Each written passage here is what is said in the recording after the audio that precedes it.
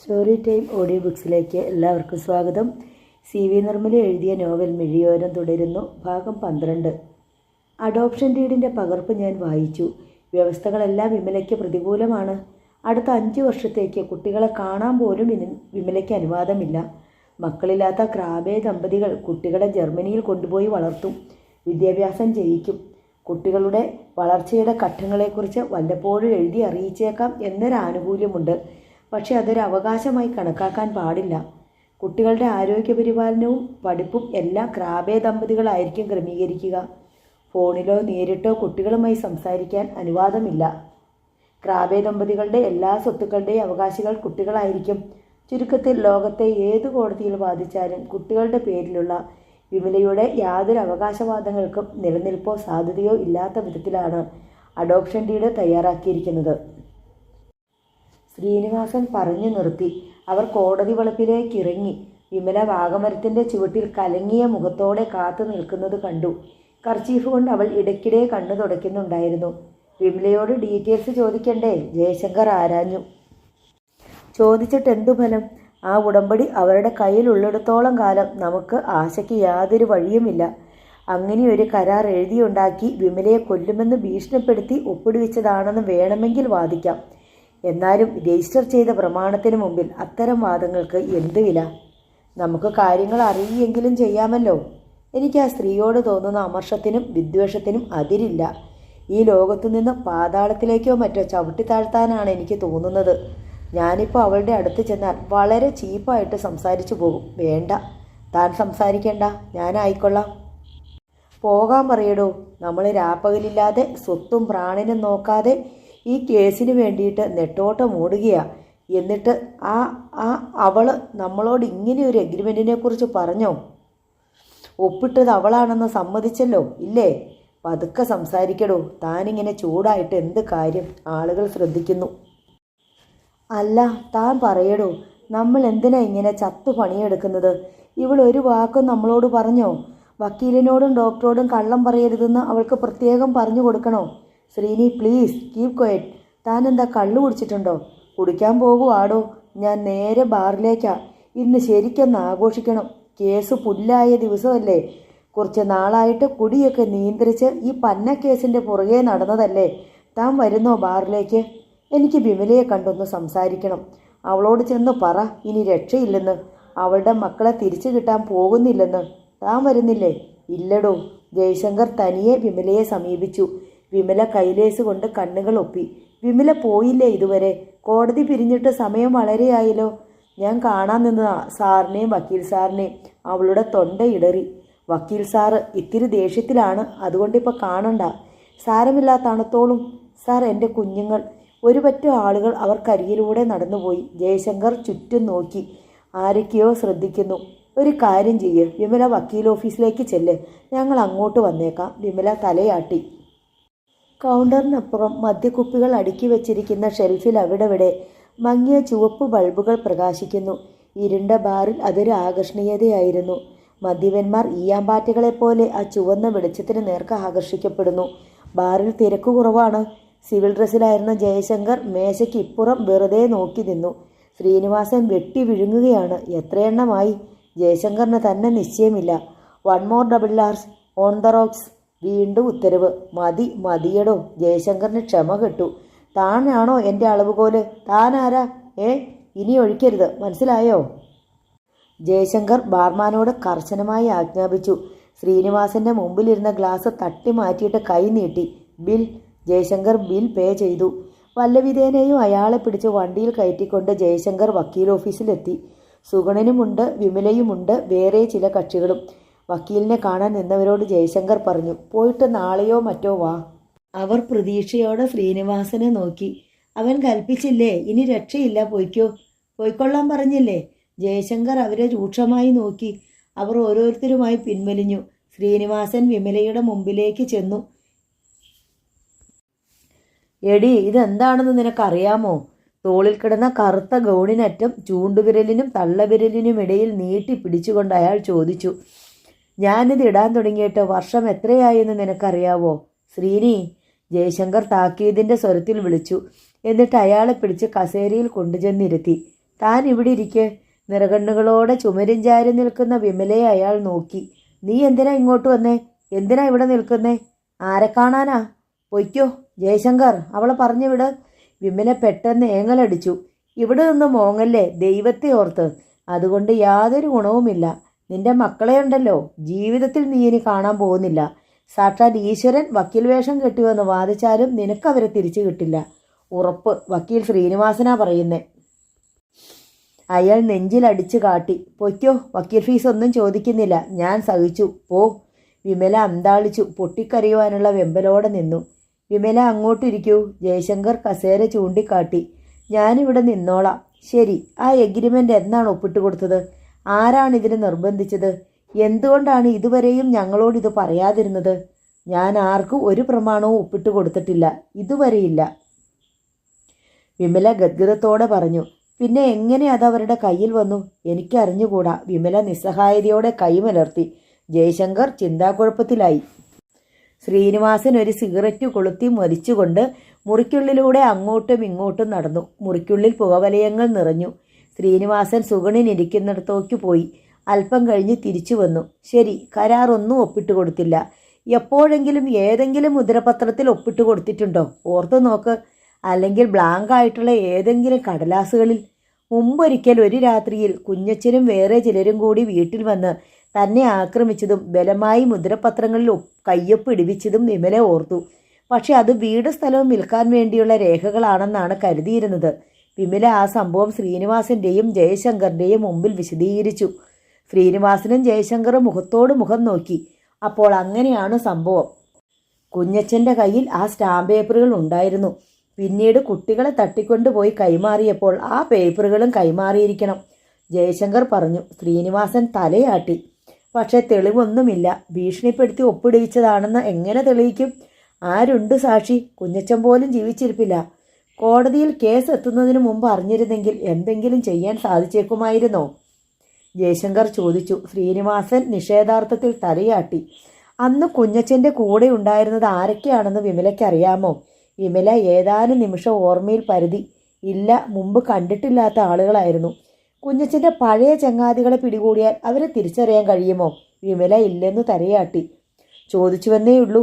കുഞ്ഞച്ചൻ മരിച്ചുപോയ സ്ഥിതിക്ക് അവരെ കണ്ടുപിടിക്കുക അത്ര എളുപ്പമല്ല. എല്ലാ തെളിവുകളും അയാളോടൊപ്പം അവസാനിച്ചല്ലോ. അന്ന് പോലീസ് കേസെടുത്ത് അന്വേഷിച്ചിരുന്നു. പക്ഷെ അവരെ ആരെയും പിടികൂടാൻ പറ്റിയില്ല, വിമല പറഞ്ഞു. ജയശങ്കർ ഉദ്യോഗത്തോടെ ശ്രീനിവാസനെ നോക്കി. പോലീസിലൊന്ന് പരാതി കൊടുത്തിരുന്നോ? ഉവ്. കുഞ്ഞച്ചനും കൂട്ടരും ഭീഷണിപ്പെടുത്തി മുദ്രപത്രങ്ങളിൽ ഒപ്പിടുവിച്ചിട്ടുണ്ടെന്ന് പരാതിയിലുണ്ടായിരുന്നോ? ഉവ്. പോലീസ് കേസ് രജിസ്റ്റർ ചെയ്തിരുന്നു? അതറിയില്ല. ശ്രീനി, നമ്മൾ ഉടൻ പുറപ്പെടുകയാണ്. ഒരു നിമിഷം വൈകണ്ട. വിമലയും പോന്നോളൂ. ജയശങ്കർ നടന്നു കഴിഞ്ഞു. രാത്രി 8 മണിക്ക് വീട്ടുമുറ്റത്ത് ഒരു പോലീസ് വണ്ടി വന്ന് നിൽക്കുന്നത് കണ്ടിട്ട് ജോൺ സാറിനും ആനിക്കും അമ്പരപ്പാണ് ആദ്യമുണ്ടായത്. ജീപ്പിൽ നിന്നും ഇറങ്ങിയവരുടെ കൂട്ടത്തിൽ വിമലയെ കണ്ടപ്പോൾ അത് ആശ്ചര്യമായി മാറി. ഷേർലി അപ്പോഴും ടി വിക്ക് മുന്നിലായിരുന്നു. ആനി വേഗം അകത്ത് ചെന്ന് ഷേർലിയോട് TV ഓഫ് ചെയ്യാൻ പറഞ്ഞു. ഷേർലി അനുസരിച്ചു. ആരാ മമ്മി? വിമല വന്നിരിക്കുന്നു, ആനി ആവേശത്തോടെ പറഞ്ഞു. ജോൺ സാർ ആഗതരെ സ്വീകരണ തളത്തിലേക്ക് ആനയിക്കുകയായിരുന്നു. ഞാൻ അഡ്വക്കേറ്റ് ശ്രീനിവാസൻ, ഇദ്ദേഹം DYSP ജയശങ്കർ. ശ്രീനിവാസൻ ജോൺ സാറിന് തങ്ങളെ പരിചയപ്പെടുത്തി. ഇരിക്കൂ. ജോൺ സാർ ആദരവോടെ കസേര ചൂണ്ടിക്കാട്ടി. വിമല മുമ്പ് താമസിച്ചിരുന്ന നാടാണല്ലോ ഇത്. നിങ്ങളെപ്പറ്റിയൊക്കെ വിമല പറഞ്ഞിട്ടുണ്ട്. അതുകൊണ്ട് പരിചയപ്പെടുത്തേണ്ട കാര്യമില്ല, ജയശങ്കർ പറഞ്ഞു. ജോൺ സാറിൻ്റെ മുഖത്ത് അപ്പോഴും ആശ്ചര്യം തങ്ങി നിന്നിരുന്നു. വിമലയുടെ കുട്ടികളെ കാണാതായതൊക്കെ അറിഞ്ഞു കാണുമല്ലോ? ശ്രീനിവാസൻ ചോദിച്ചു. ഉവ്, പത്രങ്ങളിൽ നിന്നാണ് അറിഞ്ഞത്. ഞങ്ങൾ അത് സംബന്ധിച്ച ഒരു അന്വേഷണത്തിന് വന്നതാണിവിടെ. ഇതിനിടയിൽ ആനി വന്ന് വിമലയെ അകമുറിയിലേക്ക് കൂട്ടിക്കൊണ്ടുപോയി. പെയ്യാൻ വിരുമ്പി നിൽക്കുന്ന കാറ് മൂടിയ ആകാശം പോലെയായിരുന്നു വിമലയുടെ മുഖം. മോളെ, ആനി സ്നേഹവായ്പോടെ അവളെ നോക്കി. എന്തൊക്കെയാ കുട്ടി സംഭവിച്ചത്? ഞങ്ങൾ പത്രത്തിൽ കൂടി വിവരമെല്ലാം അറിഞ്ഞോണ്ടായിരുന്നത്. നിന്റെ കാര്യം പറയാത്ത ദിവസമില്ല. ഒന്ന് വന്ന് കാണണമെങ്കിൽ നീ എവിടെയാണെന്ന് കരുതിയാ? ഒരു കത്തെങ്കിലും നീ അയക്കുമെന്ന് വിചാരിച്ചു. ഞാൻ എങ്ങനെ എഴുതും ചേച്ചി? ഞാൻ എന്തെഴുതും? എൻ്റെ പൊന്നുമക്കളെ കാണാനില്ലെന്നോ? വിമല പൊടുന്നനെ പൊട്ടിക്കരഞ്ഞുകൊണ്ട് ആനിയുടെ തോളിൽ മുഖമർപ്പിച്ചു. ആനിക്ക് സങ്കടമായി. കണ്ടു നിന്ന ഷേർലിക്കും. കരയാതെ മോളെ, ഒരുപാട് കരഞ്ഞില്ലേ? എങ്ങനെ ഇരുന്ന പെണ്ണാ നീ? ഇപ്പം കണ്ടില്ലേ എന്തൊരു കോലായി? ആനി അവളെ പിടിച്ച് കട്ടിലിൽ ഇരുത്തി. ഞാൻ എന്നും ഇവിടെ പറയും, ആ മഹാദുഷ്ടൻ നിന്നോടിത് ചെയ്തല്ലോന്ന്. നാടും വീടുമില്ലാതെ അനാഥശാലയിൽ ചെന്നിട്ട് പോലും നിനക്ക് രക്ഷയില്ലാതെ പോയല്ലോന്ന്. ഷേർലിക്കാണെങ്കിൽ അമ്മുക്കുട്ടിയുടെയും അമലിൻ്റെയും കുഞ്ഞുവാവയുടെയും കാര്യം കേൾക്കുമ്പോൾ കരച്ചില. നല്ല പൊന്നുംകുടം പോലിരുന്ന കുഞ്ഞുങ്ങൾ. നീ ഇതെങ്ങനെ സഹിച്ചു മോളെ? എനിക്കറിയില്ല ചേച്ചി, അറിയില്ല. വിമല വിങ്ങിപ്പൊട്ടി. ആനി അവളെ ആശ്വസിപ്പിക്കാൻ ശ്രമിച്ചുകൊണ്ടിരുന്നു. വിസിറ്റിംഗ് റൂമിൽ ജയശങ്കറും ശ്രീനിവാസനും കൂടി ജോൺ സാറിനോട് കാര്യങ്ങൾ വിശദീകരിക്കുകയായിരുന്നു. അങ്ങനെ കുഞ്ഞുങ്ങൾ ആരുടെ കൈവശമുണ്ടെന്ന് അറിവായി. പക്ഷേ ഇതാണ് തടസ്സം, വിമലയുടെ അനുവാദത്തോടെ ദത്തെടുത്തുവെന്ന രേഖ. വിമലയോട് ചോദിച്ചപ്പോൾ മുമ്പ് കുഞ്ഞച്ചൻ കൊല്ലുമെന്നും ഭീഷണിപ്പെടുത്തി ചില കടലാസുകളിൽ ഒപ്പിടുവിച്ചിരുന്നതായി പറഞ്ഞു. പോലീസ് സ്റ്റേഷനിൽ അതേപറ്റി പരാതി കൊടുത്തിരുന്നുവെന്നും. സംഗതി സത്യമാണ്. ഞാനാണ് പരാതി എഴുതിപ്പിച്ച് വിമലയെ പോലീസ് സ്റ്റേഷനിൽ കൂട്ടിക്കൊണ്ടുപോയി കൊടുപ്പിച്ചത്. പോലീസ് കേസെടുത്ത് അന്വേഷണം നടത്തുകയും ചെയ്തിരുന്നു. ഈ വിവരങ്ങൾ ശേഖരിക്കാൻ വേണ്ടിയാണ് ഞങ്ങൾ വന്നത്. നിങ്ങൾ ഒരുപക്ഷെ കോടതിയിൽ സാക്ഷിയായി മൊഴി നൽകേണ്ടി വരും. ഞാൻ എന്തും ചെയ്യാം. ജോൺ സാർ സമ്മതം. എന്നാൽ നമുക്ക് പോലീസ് സ്റ്റേഷൻ വരെ ഒന്ന് പോകാം. ജോൺ സാർ ഉടൻ തയ്യാറായി. വിമലയെയും കൂട്ടി അവർ പോലീസ് സ്റ്റേഷനിലെത്തി. SI സ്റ്റേഷനിലുണ്ടായിരുന്നില്ല, ക്വാർട്ടേഴ്സിലേക്ക് പോയിരിക്കുകയാണ്. ഉടൻ ഒരു കോൺസ്റ്റബിൾ വിളിക്കാനായി പോയി. മിനിറ്റുകൾക്കുള്ളിൽ SI യൂണിഫോം അണിഞ്ഞു വന്ന് DYSP ജയശങ്കറെ സല്യൂട്ട് ചെയ്തു. എന്താ നിങ്ങളുടെ പേര്? ശ്രീനിവാസൻ ചോദിച്ചു. അനിരുദ്ധൻ. SI ആദരവോടെ പറഞ്ഞു. ഈ സ്ത്രീയെ അറിയുമോ നിങ്ങൾ? ജയശങ്കർ ചോദിച്ചു. അനിരുദ്ധൻ വിമലയെ നോക്കി. പിന്നെ വിസ്മയത്തോടെ പറഞ്ഞു, സാർ അറിയും. ഇവിടെ മുമ്പ് പരാതിയുമായി വന്നിട്ടുണ്ട്. അയാൾ ജോൺ സാറിനെ നോക്കി. ജോൺ സാറല്ലേ? സാറല്ലേ കൂട്ടിക്കൊണ്ടു വന്നത്? അതിനു മുമ്പ് അയൽക്കാരനായ കുഞ്ഞച്ചൻ എന്നയാളിൻ്റെ പേരിൽ സാറും ഒരു പെറ്റീഷൻ തന്നിരുന്നില്ലേ? ഉവ്വ്, ജോൺ സാർ സമ്മതിച്ചു. താൻ കൂടുതൽ വിസ്തരിക്കണ്ട. വിമലയുടെ പരാതിയിന്മേൽ എന്ത് നടപടിയുണ്ടായി എന്നറിഞ്ഞാൽ മതി. കേസ് രജിസ്റ്റർ ചെയ്ത് അന്വേഷണം നടത്തിയിരുന്നു. റെക്കോർഡ്സ്? ജയശങ്കർ കൈ നീട്ടി. സാർ, പക്ഷെ പ്രതികളെ ആരെയും പിടികിട്ടിയില്ല. Only records. വിമല നൽകിയ പരാതിയുടെ ഒറിജിനൽ, അന്വേഷണ റിപ്പോർട്ടുകൾ അടക്കം കംപ്ലീറ്റ് ഫയൽ. സാർ, ഉടൻ തരാം. SI അനിരുദ്ധൻ റൈറ്റർ രാമചന്ദ്രനെ വിളിച്ചുകൊണ്ട് റെക്കോർഡ്സ് സൂക്ഷിക്കുന്ന മുറിയിലേക്ക് പോയി. 1/4 മണിക്കൂറിനുള്ളിൽ ഫയലുമായി തിരിച്ചെത്തി. DYSP ജയശങ്കർ തിടുക്കത്തിൽ ഫയൽ പരിശോധിച്ചു. വിമലയുടെ പരാതിയും അന്വേഷണ റിപ്പോർട്ടും കണ്ട് തൃപ്തിപ്പെട്ടു.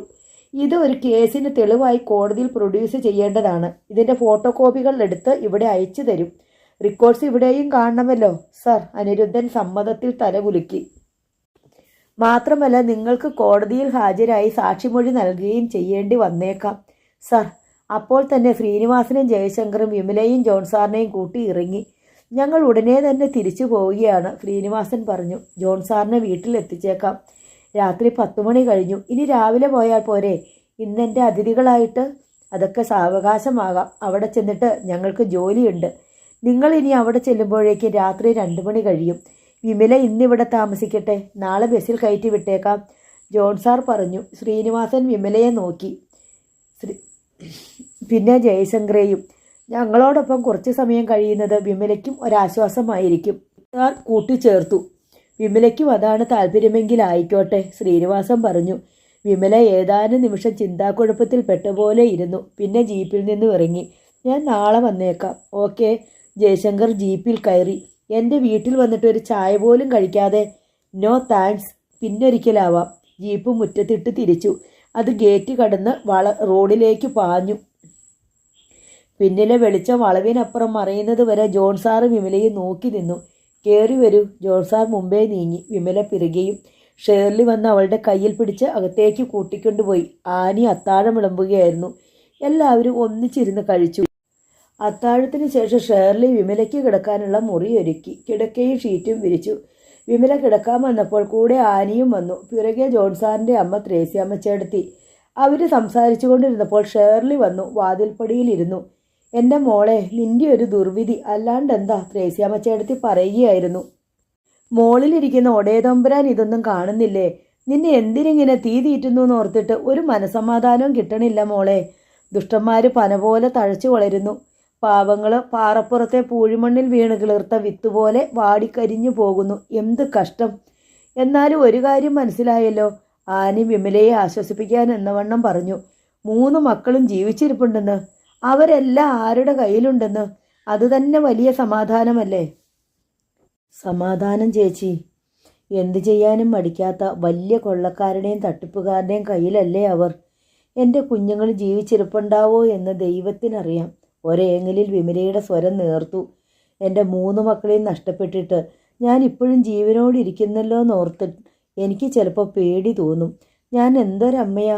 എൻ്റെ ഒരു കുഞ്ഞിന് എന്തെങ്കിലും ആപത്ത് പറ്റിപ്പോയാൽ ജീവിച്ചിരിക്കാൻ കഴിയില്ലെന്ന് വിചാരിച്ച ഞാൻ തന്നെയാണോ ഇത്? എൻ്റെ മോളെ, ദൈവാനുഗ്രഹമല്ലേ അത്? അങ്ങനെ കണക്കാക്ക്. നിനക്കത് താങ്ങാനുള്ള ശക്തി ദൈവം തന്നതല്ലേ? എന്നും അതായിരുന്നു എൻ്റെ പേടി. നീ വിഷമം സഹിക്കവയ്യാതെ വല്ല കടുങ്കയും ചെയ്തു പോയേക്കുമോന്ന്. ആരും ചെയ്തു പോകും. നിനക്ക് പിടിച്ചു നിൽക്കാൻ പറ്റിയല്ലോ, ആനി അവളോട് ചേർന്നിരുന്നു കൊണ്ട് പറഞ്ഞു. വിമല മുട്ടിന്മേൽ മുഖമണച്ച് അനങ്ങാതിരുന്നു. അല്പം കഴിഞ്ഞ് സ്വപ്നത്തിലെന്നവണ്ണം പറയാൻ തുടങ്ങി. എനിക്ക് ചിലപ്പോൾ സംശയം തോന്നും, ഞാൻ ജീവിച്ചിരിപ്പുണ്ടോ അതോ മരിച്ചു കഴിഞ്ഞോന്ന്. ഇപ്പോൾ ഏതു നേരത്തും അവരെൻ്റെ കൂടെ തന്നെയാ. അമ്മ എപ്പോഴും പരാതിയും പറഞ്ഞ് ചിരങ്ങിക്കൊണ്ട് വരും. അമലിനെ വഴക്ക് പറയാനേ എനിക്ക് നേരമുള്ളൂ. കുഞ്ഞുവാവയാണെങ്കിൽ എൻ്റെ തോളത്തു നിന്ന് ഇറങ്ങുകയേയില്ല. എവിടെ നോക്കിയാലും അവരാണ്. അവരുടെ ചിരിയും കളിയും വർത്തമാനവും കരച്ചിലും. അവരെ എനിക്ക് തൊടാൻ പറ്റില്ല ചേച്ചി. അത്രേ ഉള്ളൂ സങ്കടം. വിമല കാൽമുട്ടുകളിൽ മുഖം അമർത്തി വിങ്ങി വിങ്ങി കരഞ്ഞു. രാത്രി ഏതോ മുറിയിൽ ക്ലോക്കിൽ മണിയടിക്കുന്നത് കേട്ടു. എത്ര മണിയായി നിശ്ചയമില്ല. ഉറക്കം വരുന്നേയില്ല. വിമല തിരിഞ്ഞും മറിഞ്ഞും കിടക്കാൻ തുടങ്ങിയിട്ട് ഏറെ നേരമായി. വീർപ്പുമുട്ടിക്കുന്ന ഒരസ്വസ്ഥത, നെഞ്ച് വിങ്ങി കഴിക്കുന്ന പോലെ. അവൾ എഴുന്നേറ്റ് ലൈറ്റിട്ടു. ഒരു പാളി തുറന്നു കിടന്ന ജനാലിലൂടെ നോക്കി. അരണ്ട നിലാവെട്ടം. ഭൂമിയിലെമ്പാടും മങ്ങിയൊരു പ്രകാശം വ്യാപിച്ചു കിടക്കുന്നുണ്ട്. എന്നാൽ നിഴലുകളൊന്നുമില്ല. വിമല വാതിൽ തുറന്നിറങ്ങി. കാറ്റ് വീശുന്നുണ്ട്. അസ്ഥികളെ തണുപ്പിക്കുന്ന കാറ്റ്. സാജൻ്റെ വധുവായി ഈ സ്ഥലത്ത് ആദ്യമായി എത്തപ്പെട്ട അന്നത്തെ അതേ തണുപ്പും കുളിരും. ക്രിസ്മസ് രാത്രിയിൽ കുഞ്ഞുങ്ങളോടൊപ്പം പള്ളിയിൽ പോയി മടങ്ങുമ്പോഴത്തെ അതേ കാറ്റു തന്നെ. വിമല പതുക്കെ തങ്ങളുടെ വീടിരിക്കുന്ന ഭാഗത്തേക്ക് നടന്നു. മതിലിൽ പിടിച്ചു നിന്ന് നോക്കി. സാജൻ്റെ ഭാര്യയായി കുഞ്ഞുങ്ങളോടൊപ്പം 6 വർഷം ജീവിച്ച വീടാണത്. വിമല ഓർത്തു. ഒരു നിഴൽ അതിനെ ത്രസിച്ചിട്ടുണ്ടെന്ന് തോന്നി. കാര്യമായ മാറ്റമൊന്നുമില്ല. ഒരു ചുറ്റുമതിൽ കെട്ടിയിട്ടുണ്ട്. നിശബ്ദതയിലും നിശ്ചലതയിലും മുങ്ങി ആണ്ടുപോയ ഭവനം. ദൈവമേ, അവിടെയായിരുന്നല്ലോ താനൊരു കുടുംബം കെട്ടിപ്പടുത്തു കൊണ്ടുവന്നത്. തൻ്റെ കുഞ്ഞുങ്ങളുടെ കൊച്ചുപാദങ്ങൾ പതിയാത്ത ഒരു മണൽത്തരി പോലും ആ മുറ്റത്തില്ലല്ലോ. ആ വരാന്തയിലാണല്ലോ സാജൻ്റെ മൃതദേഹം ഇറക്കി വെച്ചിരുന്നത്. പുരയിടത്തിന് പുറകിലെ ആ കരിങ്കൽ ക്വാറിയിലാണല്ലോ അമൽ ഒരിക്കൽ വീണതും താൻ കുഞ്ഞുങ്ങളെയും കൂട്ടി ആത്മഹത്യ ചെയ്യാൻ പോയതും. വിമല ഓരോ സംഭവങ്ങളും ഓർത്തു. അങ്ങനെ നിൽക്കെ വീട്ടിനുള്ളിൽ നിന്നും കുഞ്ഞുങ്ങളുടെ ശബ്ദം കേൾക്കാമെന്ന് തോന്നി. അമ്മൂട്ടിയേ, ഡി അമ്മൂട്ടി. അമൽ ദേഷ്യപ്പെട്ട് വിളിക്കുന്നു. കുഞ്ഞുവാവ അമ്മുവിനോട് കൊഞ്ചി എന്തോ പറയുന്നുണ്ട്. അമ്മുവിൻ്റെ ചിണുങ്ങൽ. പരാതിയുമായി ഇപ്പോഴെത്തും അവൾ. വാതിൽ തുറന്ന് ആർത്ത് ചിരിച്ചുകൊണ്ട് അമൽ അടുത്ത മുറിയിലേക്ക് ഓടുന്നു. പിൻമുറ്റത്ത് നിന്ന് ഐലസ ശബ്ദം. അമ്മുവും അമലും പാളവണ്ടി വലിക്കുകയാണ്. കുഞ്ഞുവാവയാണ് പാളവണ്ടിയിലെ സവാരിക്കാരൻ. അവൻ്റെ പേടി നിറഞ്ഞ നിലവിളി. എല്ലാം പുനരാവിഷ്കരിക്കപ്പെടുകയാണ്. വിമല സുതാര്യമായ ഒരു തിരശീലയ്ക്ക് പിന്നിൽ എന്നവണ്ണം നിന്ന് എല്ലാം കണ്ടു. അവളുടെ ഓർമ്മകൾക്കും നിശ്ചലമായി കിടന്ന വീടിനും മധ്യേ കാലത്തിൻ്റെ ആ തിരശീല മാത്രമേ ഒരു തടസ്സമായി ശേഷിച്ചിരുന്നുള്ളൂ. ഗിരിനിരകളും താഴ്വരകളും വിദൂര സമതലങ്ങളും ചാരനിറമാർന്ന മൂടിക്കെട്ടിയ ആകാശത്തിന് കീഴെ ഒരു ഇരുണ്ട നീല നിറത്തിൽ അനക്കമറ്റ് കിടന്നു. രാവിലെ വിമല ആനിയോടും ഷേർലിയോടുമൊപ്പം പള്ളിയിൽ പോയി. ദിവ്യകുർബാനയ്ക്ക് ശേഷം സിമത്തേരിയിലും പോവുകയുണ്ടായി. സാജനെ മറവ് ചെയ്ത കുഴിമാടം എവിടെയാണെന്ന് പോലും തിരിച്ചറിയാനാവാത്ത വിധം തൂർന്നു പോയിരുന്നു. എല്ലായിടത്തും പുല്ലു വളർന്നിരിക്കുന്നു.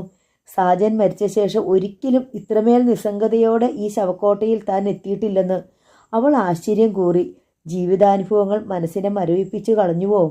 സാജൻ്റെ മൃതദേഹം ഒരു വിലാപയാത്രയായി സിമിത്തേരിയിൽ എത്തിച്ചതും ആ ശവപ്പെട്ടി കുഴിയിൽ ഇറക്കി വെച്ച് മണ്ണിട്ട് മൂടിയതും വിധവയായ ഒരു സ്ത്രീ 3 കുഞ്ഞുങ്ങളെയും വാരിപ്പിടിച്ച് ആ മൺകൂനയ്ക്ക് മുന്നിലിരുന്ന് നെഞ്ചു പൊട്ടിക്കരഞ്ഞതും വളരെ വർഷങ്ങൾക്ക് മുമ്പ് നടന്ന സംഭവങ്ങളായി തോന്നി.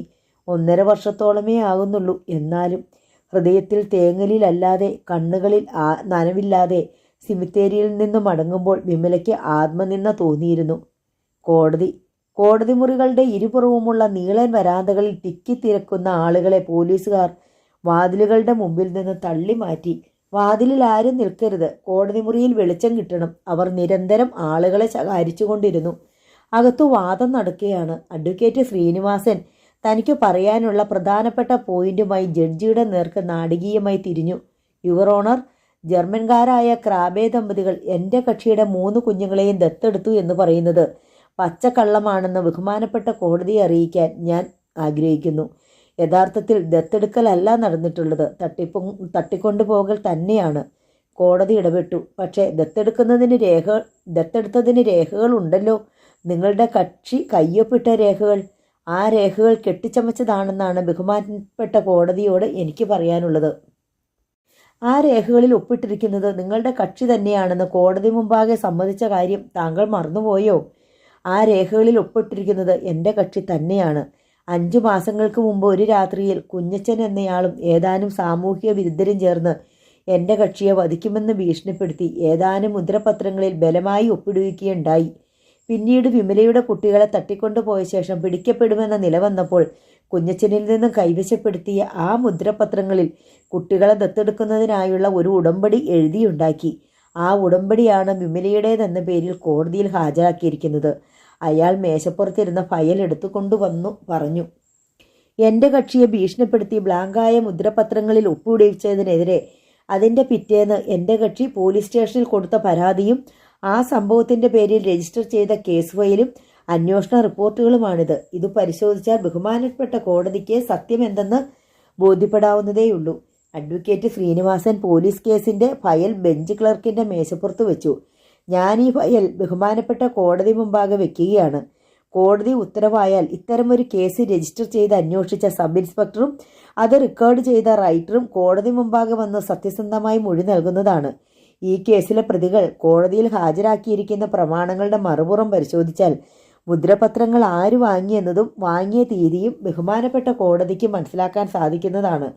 ജഡ്ജി ആവശ്യപ്പെട്ടതനുസരിച്ച് ബെഞ്ച് ക്ലാർക്ക് ആ കേസ് ഫയൽ ജഡ്ജിയുടെ മേശപ്പുറത്ത് വെച്ചു.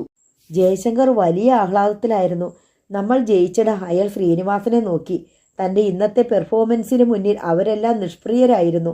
കോടതി പോലും താൻ മുന്നോട്ട് വെച്ച പോയിന്റുകൾക്ക് മുമ്പിൽ സ്തംഭിച്ചിരിക്കാനല്ലാതെ അവർക്ക് മറ്റെന്തെങ്കിലും സാധിച്ചോ? അപ്പോൾ തനിക്ക് വാദിക്കാൻ അറിയാം, വേണ്ട സമയത്ത്. താനാണെന്ന് തോന്നിയില്ല. നോക്കി നിൽക്കെ ഒരു പൂച്ച പുലിയായി മാറിയാൽ എങ്ങനെയിരിക്കും? അതുപോലെ തോന്നി. കൺഗ്രാറ്റ്സ്. ശ്രീനിവാസൻ പക്ഷേ ചിന്താധീനനായിരുന്നു. ഭയങ്കര മഴ വരും. തന്നെ ഞാൻ വീട്ടിൽ ഡ്രോപ്പ് ചെയ്യാം, ശ്രീനിവാസൻ പതുക്കെ പറഞ്ഞു. ആകാശം ഇരുണ്ട് കാർമേഘങ്ങളെ കൊണ്ട് നിറഞ്ഞു. സന്ധ്യയായ പോലെ തോന്നിച്ചു. ഭൂമിയിൽ പ്രകാശം തീരെ മങ്ങിയിരുന്നു. താൻ സന്തോഷിക്കാൻ വരട്ടെ. നമ്മൾ ജയിച്ചെന്ന് കരുതണ്ട. എൻ്റെ ശോഭമൊക്കെ ഒരു നാടകമായിരുന്നു. ഒരുതരം വരട്ട്. ഒന്ന് സ്തബ്ധരാക്കണമെന്ന് മാത്രമേ കരുതിയുള്ളൂ. പക്ഷേ നീതി കിട്ടാൻ സാക്ഷികളും തെളിവുകളും വേണം. വരട്ടുകൊണ്ട് കാര്യമില്ല. നമുക്ക് കിട്ടിയിട്ടുള്ള തെളിവുകൾ പോരെ? ജയശങ്കർ നെറ്റി ചുളിച്ചു. ശ്രീനിവാസൻ നിഷേധാർത്ഥത്തിൽ തലയാട്ടി. കാർ ഓടിക്കൊണ്ടിരുന്നു. വിമല പരാതി കൊടുത്തതും പോലീസ് കേസെടുത്തതും ശരി തന്നെ. പക്ഷേ പ്രതികളെയോ തെളിവുകളോ കിട്ടാതെ പോലീസ് ഫയൽ മടക്കുകയാണ് ചെയ്തത്. ഒരു കുറ്റകൃത്യം നടന്നുവെന്ന് സ്ഥാപിക്കണമെങ്കിൽ കോടതിയിൽ അത് തെളിയിക്കണം. ജയശങ്കറിന്റെ മുഖം മ്ലാനമായി. ശ്രീനിവാസൻ തുടർന്നു. പോലീസിൽ ആർക്കും പരാതി നൽകാം. അത് സത്യമോ അസത്യമോ ആകാം. നമുക്ക് ഇനിയും ഏറെ ദൂരം പോകാനുണ്ടോ ശ്രീനി? വളരെ. കാർ ജയശങ്കറിന്റെ വീടിന് മുമ്പിൽ നിന്നു. ജയശങ്കർ ഇറങ്ങി. താൻ ഇറങ്ങുന്നില്ലേ? ഒരു കപ്പ് ചായ കഴിച്ചിട്ട് പോകാം. ചായ? ഒരു പരിഹാസ ചിരിയോടെ ശ്രീനിവാസൻ പറഞ്ഞു. ഞാൻ ബാറിലേക്കാണ്. തലച്ചോറ് ശരിയല്ല. ജയശങ്കർ മറുത്തു വല്ലതും പറയുന്നതിന് മുമ്പേ ശ്രീനിവാസൻ കാർ മുമ്പോട്ടെടുത്തു കഴിഞ്ഞു. ബാർ അറ്റാച്ച്ഡ് ഹോട്ടലിന് മുന്നിൽ പാർക്കിംഗ് ഏരിയയിൽ ശ്രീനിവാസൻ കാർ നിർത്തി. ചില്ലുവാതിൽ കടന്ന് അയാൾ അകത്തേക്ക് പോയി. മണിക്കൂറുകൾക്ക് ശേഷം ഉറയ്ക്കാത്ത കാൽവയ്പ്പുകളോടെ അയാൾ തപ്പിത്തടഞ്ഞ് പുറത്തേക്ക് വരുമ്പോൾ മഴ തകർത്ത് പെയ്യുന്നുണ്ടായിരുന്നു. കാറിന് അരികിലേക്ക് നനഞ്ഞാണ് വന്നത്. മഴത്തുള്ളികൾ ഏറ്റപ്പോൾ നല്ല സുഖം. കാറിനുള്ളിൽ കയറിയിരുന്നു. കാർ സ്റ്റാർട്ട് ചെയ്തു. വൈപ്പർ പ്രവർത്തിപ്പിച്ചിട്ടും റോഡ് ശരിക്ക് കാണാൻ വയ്യ. ശ്രീനിവാസൻ കാർ വിട്ടു. പതുക്കെയാണ് കാർ ഓടിച്ചത്. ഒരു കാർ ശ്രീനിവാസന്റെ കാറിന് പിറകെ ഉണ്ടായിരുന്നു. റിയർവ്യൂ മിററിൽ നിന്നുള്ള പ്രതിഫലനങ്ങളേറ്റ് കണ്ണഞ്ചിപ്പോയപ്പോഴാണ് ശ്രീനിവാസൻ അത് ശ്രദ്ധിച്ചത്. ഹൈവേയിൽ നിന്ന് വീട്ടിലേക്ക് തിരിയുന്ന ഇടറോഡിൻ്റെ ഭാഗം എത്തിയപ്പോൾ ശ്രീനിവാസൻ വേഗത നന്നേ കുറച്ചു. മറ്റേ കാറിന് കടന്നു പോകാൻ സൈഡ് നൽകി. എന്നാൽ പുറകെ വന്ന കാറും വേഗത കുറയ്ക്കുകയാണ് ചെയ്തത്. ശ്രീനിവാസൻ വലത്തേക്ക് തിരിഞ്ഞ് തനിക്ക് പോകേണ്ട റോഡിലേക്ക് കടന്നു. പുറകെ വന്ന കാർ അയാളുടെ കാറിനെ അനുഗമിച്ചു. ശ്രീനിവാസൻ പുറകെ വരുന്ന വാഹനത്തിന് സൈഡ് കൊടുക്കാതിരിക്കാൻ പരമാവധി ശ്രദ്ധിച്ചുവെങ്കിലും ക്ഷേത്രത്തിനിപ്പുറത്തെ ജംഗ്ഷനിൽ വെച്ച് അത് മുന്നിൽ കയറുക തന്നെ ചെയ്തു. റോഡ് വിജനമായിരുന്നു. ക്ഷേത്ര കവാടത്തിനപ്പുറം മുൻപേ പോയ കാർ സഡൻ ബ്രേക്കിട്ടു. ശ്രീനിവാസനും കാർ നിർത്തേണ്ടി വന്നു. ഞൊടിയിടയിൽ ഏതാനും പേർ മുൻപിലെ കാറിൽ നിന്ന് ചാടി ഇറങ്ങി. അവരുടെ കയ്യിൽ കമ്പിവടികളും കുറുവടികളും ഉണ്ടായിരുന്നു. അപകടം മനസ്സിലായെങ്കിലും മദ്യപിച്ച് ലക്കുകെട്ടിരുന്നതിനാൽ പെട്ടെന്നൊരു രക്ഷോപായം കണ്ടെത്താൻ ശ്രീനിവാസന് സാധിച്ചില്ല. വണ്ടി അവിടെയിട്ട് തിരിക്കാൻ വേണ്ടത്ര സാവകാശമുണ്ടായിരുന്നു. ആകെ കൂടി ഡോർ തുറന്നിറങ്ങാൻ വേണ്ടി ശ്രമം നടത്തി നോക്കി. വേച്ചു പോയതിനാൽ അതും കഴിഞ്ഞില്ല. പുറത്തിറങ്ങിയാലും അയാൾക്ക് ഓടാൻ സാധിക്കുമായിരുന്നില്ല. കമ്പിവടി കൊണ്ടുള്ള ആദ്യത്തെ അടിക്ക് തന്നെ കാറിൻ്റെ മുൻവശത്തെ ചില്ല് കുപ്പിച്ചീളുകൾ പോലെ ചിതറിപ്പൊടിഞ്ഞു വീണു. അടുത്ത അടി സ്റ്റിയറിങ്ങിനാണ് ഏറ്റത്. അതും വളഞ്ഞുപോയി. വിൻഡോ ഗ്ലാസുകളും പിന്നിലെ ഗ്ലാസും നിമിഷങ്ങൾക്കുള്ളിൽ തകർന്നു വീണു. കുറുവടി കൊണ്ടുള്ള ഒരടി മുഖത്തേറ്റു, മറ്റൊന്ന് തലയ്ക്ക് പിന്നിലും. ശ്രീനിവാസൻ നിശബ്ദനായി സീറ്റിലേക്ക് കുഴഞ്ഞു വീണു. അവിടെ നിന്ന് താഴേക്കും. പെട്രോൾ ടിന്നുകൾ ഉടനെ എത്തി. അവ കാറിനുള്ളിലേക്ക് എറിയപ്പെട്ടു. അക്രമികളിൽ ഒരാൾ തീപ്പെട്ടി ഉരച്ചു. കത്തുന്ന കൊള്ളി കാറിലേക്കിട്ടു. പ്രതീക്ഷയോടെയാണ് വിമല ഉറങ്ങാൻ കിടന്നത്. ഇത്തവണ ശ്രീനിവാസൻ വക്കീലിന് മുന്നിൽ എതിരാളികൾ തോൽക്കുക തന്നെ ചെയ്യും. അവർക്കെതിരെ തെളിവുകളുമുണ്ട്. തൻ്റെ മക്കളെ തനിക്ക് തിരിച്ചു കിട്ടും, അവർ ജീവനോടെ ഉണ്ടെങ്കിൽ. അവർ ജീവനോടെ ഇല്ലാതിരിക്കുമോ? വിമല നടുക്കത്തോടെ ചിന്തിച്ചു. തട്ടിക്കൊണ്ടുപോയ കുഞ്ഞുങ്ങളെ റാൻസം മണി കിട്ടാഞ്ഞു കൊന്നുകളഞ്ഞതായി അവൾ പത്രങ്ങളിൽ വായിച്ചിട്ടുണ്ട്. തൻ്റെ മക്കളുടെ കാര്യത്തിൽ അങ്ങനെ സംഭവിക്കാൻ വഴിയില്ല. ആരും റാൻസം മണി ചോദിച്ചിട്ടില്ല. തൻ്റെ കുട്ടികളെ വിലയ്ക്ക് വാങ്ങി നശിപ്പിച്ചതുകൊണ്ട് ആർക്കും ലാഭമൊന്നും കിട്ടാനുമില്ല. എന്നാലും ഭീതിയാണ്. ജയശങ്കറോടും ശ്രീനിവാസനോടും തന്നോടുമൊക്കെയുള്ള പക അവർ തീർക്കുന്നത് കുട്ടികളെ ഇല്ലായ്മ ചെയ്തുകൊണ്ടാണെങ്കിലോ? ജീവനോടെ ഒരു വട്ടം ഒന്ന് കാണാനെങ്കിലും കഴിഞ്ഞിരുന്നെങ്കിൽ. മൂകമായി വിലപിക്കുന്ന മനസ്സോടെ കാത്തുകിടന്ന ഉറക്കം പറ്റിയ ഒരു രാത്രി കൂടി അവളെ പൊതിഞ്ഞു. രാവിലെ ജയശങ്കർ വിമലയെ ഫോണിൽ വിളിച്ചു. അഡ്വക്കേറ്റ് ശ്രീനിവാസൻ ഹോസ്പിറ്റലിലാണ്. അദ്ദേഹത്തെ ഇന്നലെ രാത്രി ഒരുപറ്റ അക്രമികൾ വധിക്കാൻ ശ്രമിച്ചു. ഇതായിരുന്നു ജയശങ്കറിന് പറയാനുണ്ടായിരുന്നത്. വിമല ഞെട്ടിപ്പോയി. ഹോസ്പിറ്റലിൽ ചെന്നപ്പോൾ വിശദ വിവരങ്ങൾ അറിഞ്ഞു. ഒരുപറ്റ അക്രമികൾ ശ്രീനിവാസനെ അടിച്ച് ബോധശൂന്യരാക്കിയ ശേഷം കാറിലിട്ട് ചുട്ടുകരിക്കാനാണ് ശ്രമിച്ചത്. എന്നാൽ കോരിച്ചൊരിയുന്ന മഴയിൽ ആ ശ്രമം വേണ്ടത്ര വിജയിച്ചില്ലെന്ന് മാത്രമല്ല, ആ പരിസരത്തെ ഒരു കെട്ടിടത്തിൻ്റെ പണിക്കായി മണൽ കൊണ്ടുവന്ന ലോറിക്കാർ അക്രമികൾ തടഞ്ഞിട്ട കാറും അതിൽ ആളിക്കത്തുന്ന തീയും കണ്ട് സഹായത്തിനെത്തുകയും ചെയ്തു. ലോറിയും മണൽ കയറ്റിയർക്ക് തൊഴിലാളികളും രംഗത്ത് വന്നതോടെ പിന്തിരിഞ്ഞ അക്രമികൾ ഉടൻ കാറിൽ കയറി സ്ഥലം വിടുകയാണ് ഉണ്ടായത്. ലോറിയിലുണ്ടായിരുന്ന തൊഴിലാളികളാണ് മണൽ കോരിയെറിഞ്ഞ് തീകെടുത്തിയതും ശ്രീനിവാസനെ വലിച്ചിറക്കി ആശുപത്രിയിൽ എത്തിച്ചതും. കാർ ഭാഗികമായി കത്തി നശിച്ചുവെങ്കിലും ഭാഗ്യവശാൽ ശ്രീനിവാസന് പൊള്ളലേറ്റിരുന്നില്ല. പക്ഷേ ശിരസിൽ മാരകമായ 2 മുറിവുകളുണ്ടായിരുന്നു. അതിൽ നിന്നും ധാരാളം ചോര വാർന്നു പോയിരുന്നു. ഇടതു ചെന്നിയിലും തലയോട്ടിക്ക് പിന്നിലും ധാരാളം തുന്നലുകളുമായി ശ്രീനിവാസനെ ക്യാഷ്വാലിറ്റിയിൽ നിന്നും പേവാർഡിലേക്ക് മാറ്റിയിരുന്നു. ജയശങ്കറാണ് വിമലയോട് കാര്യങ്ങൾ വിശദീകരിച്ചത്. ഇപ്പോൾ ഭയപ്പെടാനൊന്നുമില്ല. ഇവിടെ കൊണ്ടുവന്ന ഏതാനും മണിക്കൂർ നേരത്തേക്ക് ഇത്തിരി കോംപ്ലിക്കേറ്റഡ് സ്റ്റേജ് ആയിരുന്നു. ഇയാളതിനെ സർവൈവ് ചെയ്ത് കഴിഞ്ഞ്. വിക്രമൻ തമ്പിയുടെ ആൾക്കാരാണോ സാർ എന്ന് വേണമല്ലോ വിചാരിക്കാൻ. ആരെയെങ്കിലും കിട്ടിയോ? എന്തെങ്കിലും തെളിവ്? ഒന്നുമില്ല. അന്വേഷണം നടക്കുന്നതേയുള്ളൂ. ഏതായാലും നമുക്ക് അയാളെ തിരിച്ചു കിട്ടിയല്ലോ, അത് തന്നെ വലിയ കാര്യം. വിമല ചെല്ലുമ്പോൾ മുറിയിൽ തിരക്കാണ്. ശ്രീനിവാസന്റെ അടുത്ത ബന്ധുക്കളിൽ പലരും വന്നു ചേർന്നിട്ടുണ്ട്. വിമലയ്ക്ക് കാൽക്കൽ നിന്നുകൊണ്ട് ഒന്ന് കാണാനേ കഴിഞ്ഞുള്ളൂ. മുഖത്തും തലയിലും നിറയെ ബാൻഡേജായിരുന്നു. കണ്ണുകൾ അടച്ച് കിടക്കുകയാണ്. വിമലയുടെ കണ്ണുകളിൽ നീർ വന്നു മൂടി. കുറച്ചു സമയം അവിടെ തന്നെ നിന്നിട്ട് അവൾ മടങ്ങി. പിറ്റേന്ന് വിമല ഹോസ്പിറ്റലിൽ ചെല്ലുമ്പോൾ ഗുമസ്തൻ സുഗുണൻ മാത്രമേ അടുത്തുണ്ടായിരുന്നുള്ളൂ. ശ്രീനിവാസൻ ഉണർന്നു കിടക്കുകയാണ്. വിമലയെ കണ്ടത് സുഗുണൻ എഴുന്നേറ്റ് വിമലയ്ക്കിരിക്കാൻ സ്റ്റൂൾ നീക്കിയിട്ട് കൊടുത്തു. ശ്രീനിവാസൻ വിമലയെ നോക്കി പുഞ്ചിരിച്ചു. അവർക്കെന്നെ കൊല്ലാൻ സാധിച്ചില്ല. വിമല വല്ലായ്മയോടെ അയാളെ നോക്കി. അവർക്കെന്നെ എന്തും ചെയ്യാമായിരുന്നു. കോരിച്ചൊരിയുന്ന മഴ, വിജനമായ റോഡ്, ഞാൻ നിരായുധൻ, കയ്യിൽ ആയുധങ്ങളുമായി 5-6 പേർ എനിക്കെതിരെ. ഞാനാണെങ്കിൽ അടിച്ചു കോൺ തെറ്റിയ അവസ്ഥയിലും. പോരെ, ആദ്യത്തെ അടിക്ക് തന്നെ ബോധം പോയി. ഹോസ്പിറ്റലിലാണ് ഞാൻ പിന്നെ കണ്ണു തുറന്നത്. അധികം സംസാരിക്കേണ്ട, തലയ്ക്കല്ലേ അടി, വിമല പറഞ്ഞു. ഇതുപോലൊരു സുവർണാവസരം അവർക്ക് കിട്ടാനില്ല വിമല. പെട്രോൾ ഒഴിച്ച് കത്തിക്കുക കൂടി ചെയ്തതല്ലേ. എന്നിട്ടെന്താ? Nothing happened. ഒരു മിറക്കിൾ സംഭവിച്ചു എന്ന് കരുതിക്കൊള്ളൂ. ശ്രീനിവാസന്റെ ശബ്ദത്തിൽ അല്പം ഉന്മാദം കലർന്നിട്ടുണ്ടെന്ന് വിമലയ്ക്ക് തോന്നി. രാവിലെ കോടതിയിലേക്ക് പോന്നപ്പോൾ ഞാൻ അവളോട് പറഞ്ഞിട്ടാ പോന്നേ. ഇന്ന് ഞാനൊന്ന് മിന്നും നോക്കിക്കൊള്ളണമെന്ന്. സംഗതി മനസ്സിലായോ? വിമലയ്ക്ക് അത് കേട്ട് അമ്പരപ്പാണുണ്ടായത്. ശ്രീനിവാസന്റെ ബുദ്ധിക്ക് ശരിയായ തെളിച്ചം കിട്ടിയില്ലേ എന്ന് പോലും ഒരു നിമിഷത്തേക്ക് അവൾ സംശയിച്ചു. അയാൾ എഴുന്നേറ്റിരിക്കാൻ ഭാവിച്ചപ്പോൾ വിമല തടഞ്ഞു. വേണ്ട, ശരി വേണ്ട, പക്ഷെ അടുത്ത കേസവധിക്ക് ഞാൻ കോടതിയിൽ എത്തിയിരിക്കും. വിമല ഒന്നും മിണ്ടിയില്ല. എനിക്കൊരു ഉറപ്പില്ലായിരുന്നു ഇതുവരെ. ഇപ്പോൾ നല്ല ആത്മവിശ്വാസം. കേസ് നമ്മൾ ജയിക്കും, അതിൻ്റെ പ്രൂഫാ ഇത്. അയാൾ തലയിലെ ബാൻഡേജിൽ തൊട്ടു കാണിച്ചു. വിമല വിഷമിക്കുകയൊന്നും വേണ്ട, നോവൽ തുടരും.